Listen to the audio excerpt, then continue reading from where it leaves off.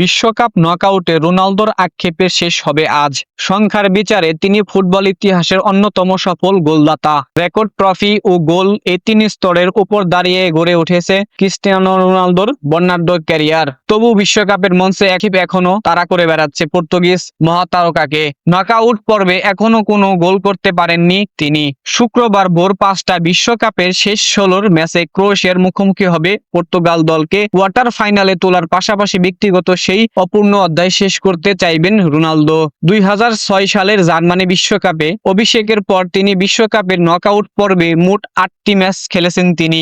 শেষ 16 লড়াই, quarter final ও semifinal মিলিয়ে এসব ম্যাচে একবারও প্রতিপক্ষের জালে বল পাঠাতে পারেননি রোনালদো। নকআউট পর্বে তার গোল করার শুরু 2006 বিশ্বকাপে নেদারল্যান্ডসের বিপক্ষে ম্যাচ দিয়ে। এরপর একই আসরে ইংল্যান্ড, ফ্রান্স ও জার্মানির বিপক্ষে গোল শূন্য ছিলেন তিনি। পরবর্তী 2010 বিশ্বকাপে স্পেন, 2018 বিশ্বকাপে উরুগুয়ে এবং 2022 কাতারে বিশ্বকাপে সুইজারল্যান্ড ও মরক্কোর বিপক্ষেও সেই অপেক্ষার অবসান ঘটেনি। সব মিলিয়ে বিশ্বকাপের নকআউট পর্বে 650 মিনিটের বেশি সময় মাঠে কাটিয়ে গোলের দেখা পাননি রোনালদো। অথচ ক্লাব ও জাতীয় দল মিলিয়ে 975 গোল করা এই ফরওয়ার্ড ফুটবলার ইতিহাসে সর্বোচ্চ গোলদাতা। তাই তার এই পরিসংখ্যান অনেকের কাছেই বিস্ময়কর। চলতি বিশ্বকাপে রোনালদোর পারফরম্যান্স ছিল উত্থান পতনে ভরা। গ্রুপ পর্বে DR কঙ্গোর বিপক্ষে 1-1 গোলে ড্র হওয়ার ম্যাচে সমালোচনার মুখে পড়েন তিনি। তবে উজবেকিস্তানের বিপক্ষে